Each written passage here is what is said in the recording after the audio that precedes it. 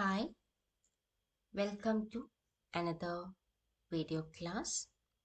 Today our topic is performance appraisal and this is second part of our previous video. In last video we had discussed on previous video we had discussed on performance appraisal meaning, definition and types of performance appraisal. And in this video we'll be discussing on the uses, essentials of an effective performance appraisal system and process of performance appraisal. So we all know what is performance appraisal. It is a method of evaluating the behavior of employees in the workstation or in the workplace, and it includes both quantitative and qualitative aspects of the job performance. And this performance in the organization aspect, the performance means it is the degree of accomplishment of the task that make up an individual's job. നമ്മൾ എന്തൊക്കെ കാര്യങ്ങൾ ചെയ്ത് എന്തൊക്കെ task complete ചെയ്താലാണ് ഒരാളുടെ ജോലി complete ആവുക, അതിനെയാണ് നമ്മൾ എന്ത് പറയുന്നത്, പെർഫോമൻസ് എന്ന് പറയുന്നത്.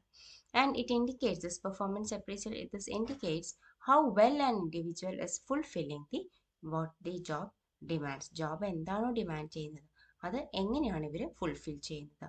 And also this in this performance appraisal or evaluation, a confusion is there. That is, a person will be thinking what is evaluated, whether the effort or the result of job.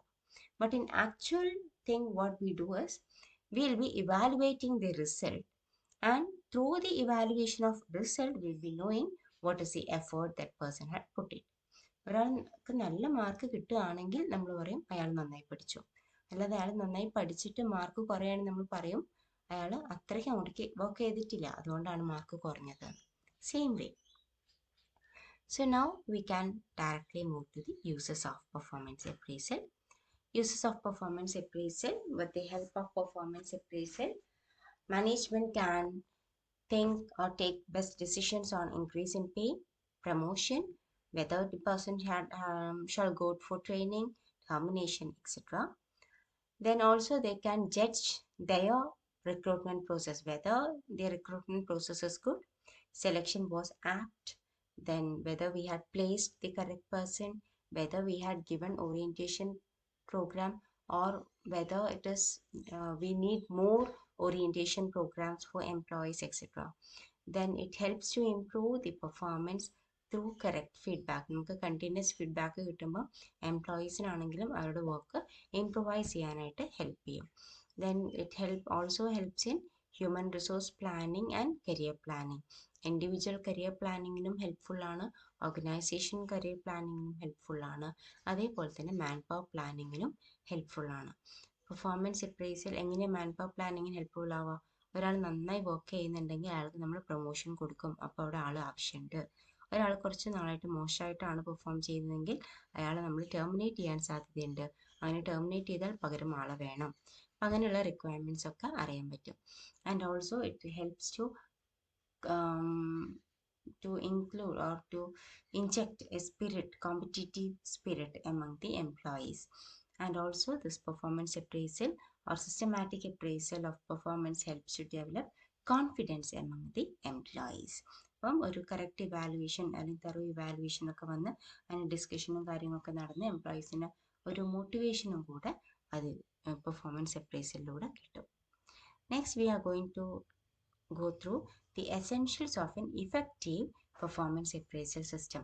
നല്ലൊരു performance appraisal system ആവണമെങ്കിൽ എന്തൊക്കെ കാര്യങ്ങൾ ചിന്തിക്കണം?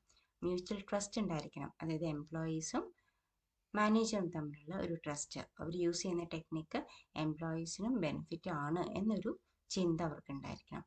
Objectives clear ആയിരിക്കണം. Standardization ഒരു performance appraisal technique use ചെയ്യുമ്പം അതിൻ്റെ criteria, how it is forming, then അതിൻ്റെ പ്രോസസ്, ടെക്നിക്സ്, ഇതൊക്കെ ഒരു സ്റ്റാൻഡർഡൈസ് ചെയ്ത് ഇത്രയും കാര്യങ്ങൾ അതിൽ ഇൻക്ലൂഡ് ചെയ്യണം. അതെങ്ങനെയൊക്കെയാണെന്നുള്ളത് എക്സ്പ്ലെയിൻ ചെയ്ത് കൊടുക്കുകയും വേണം.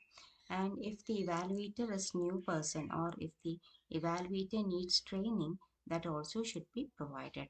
Otherwise നമ്മുടെ ഇവാലുവേറ്റർ കറക്റ്റായിട്ടല്ല അല്ലെങ്കിൽ അയാൾക്ക് അതിൻ്റെ പോയിൻറ്റിങ്ങിലൊക്കെ എന്തെങ്കിലും ഡൗട്ടൊക്കെ ഉണ്ടെങ്കിൽ അതൊക്കെ ക്ലിയർ ചെയ്ത് കൊടുക്കണം. അതർവൈസ് ആ evaluation might become wrong. Then it should focus on job related behavior and performance. അല്ലാതെ ഒരു എംപ്ലോയിൻ്റെ പേഴ്സണൽ കാര്യങ്ങളല്ല അവിടെ ഇവാലുവേറ്റ് ചെയ്യേണ്ടത്. ആ സിസ്റ്റം യൂസ് ചെയ്യുമ്പം അത് അവരുടെ ജോബ് റിലേറ്റഡ് ആയിട്ടുള്ള കാര്യങ്ങൾ വേണം ഇവാലുവേറ്റ് ചെയ്യാനായിട്ട്. And this should help for documentation. Proper feedback should be given. Then individual differences എന്തൊക്കെയാണെന്നുള്ളത് മെഷർ ചെയ്യാൻ പറ്റണം. പോസ്റ്റ് അപ്രൈസൽ കാര്യങ്ങൾക്കും ഈ അപ്രൈസൽ സിസ്റ്റം ഹെൽപ്ഫുൾ ആയിരിക്കണം. And we should be able to give proper review and appeal. So that is, these all things should be noted when we are choosing a appraisal system. ഇത്രയും കാര്യങ്ങൾ correct ആയിരിക്കണം എന്ന് not ചെയ്യണം. Next we are moving to the next topic, that is process of performance appraisal.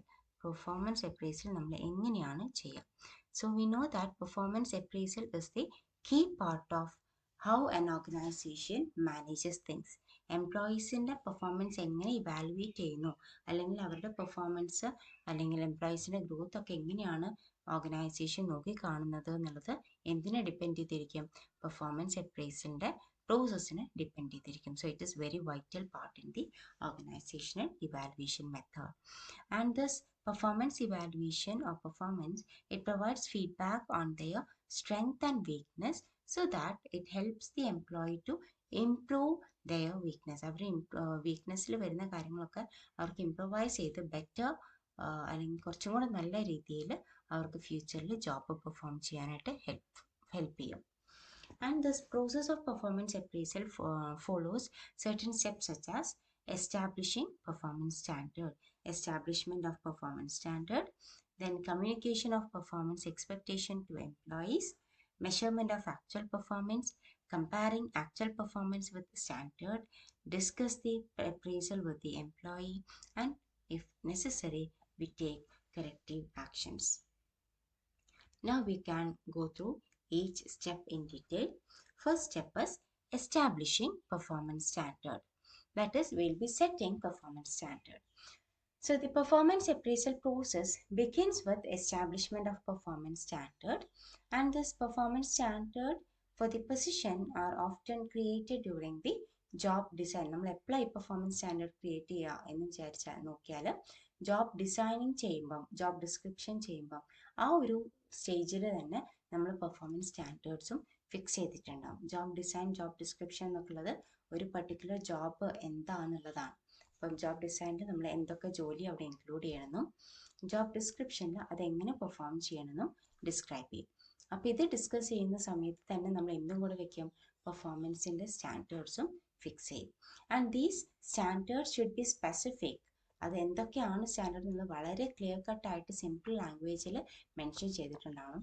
വെറുതെ ഒരു vague idea ഉണ്ടായാൽ പോരാ. And also it should be objective. നമുക്ക് അതിൻ്റെ ജോബിൻ്റെ ഒബ്ജക്റ്റീവ് ഒക്കെ പറയുമ്പം തന്നെ ഇത് നമ്മൾ എങ്ങനെ പെർഫോം ചെയ്യണം എന്നുള്ള ഒരു സ്റ്റാൻഡേർഡും കൂടെ അവിടെ മെൻഷൻ ചെയ്യണം. So this is how we set a performance standard. After performance standard, our next step is communicating these standards with the employees. So these after setting the performance standard, we should communicate it with the employees. Otherwise, what happens is that employees will be doing the work according to their decision and it won't be much effective. So if we have communicated the standards to employees, then the employees will be knowing what is expected by them. Otherwise, what happens is that if the employees are left to themselves, then it would find difficult for them to guess what is expected from them. So we should give correct idea that this is expected. നിൻ്റെ അടുത്ത് നിന്ന് ഒരു 60% മാർക്കാണ് expect ചെയ്യുന്നത്, അല്ലെങ്കിൽ ഒരു maximum effort expect ചെയ്യുന്നു എന്നൊക്കെ ഉള്ളത് ആദ്യം നമ്മൾ പറഞ്ഞു വെക്കും. To make communicative effective, feedback is necessary. നമ്മൾ സ്റ്റാൻഡേർഡ്സ് കമ്മ്യൂണിക്കേറ്റ് ചെയ്ത് കഴിയുമ്പം എംപ്ലോയീസ് അവരടുത്തു നിന്നുള്ള അല്ലെങ്കിൽ അവരടുത്തു നിന്നുള്ള റിപ്ലൈ അവർ നമുക്ക് തരും. അതാണ് ഫീഡ്ബാക്കിനെ കൊണ്ട് ഉദ്ദേശിക്കുന്നത്.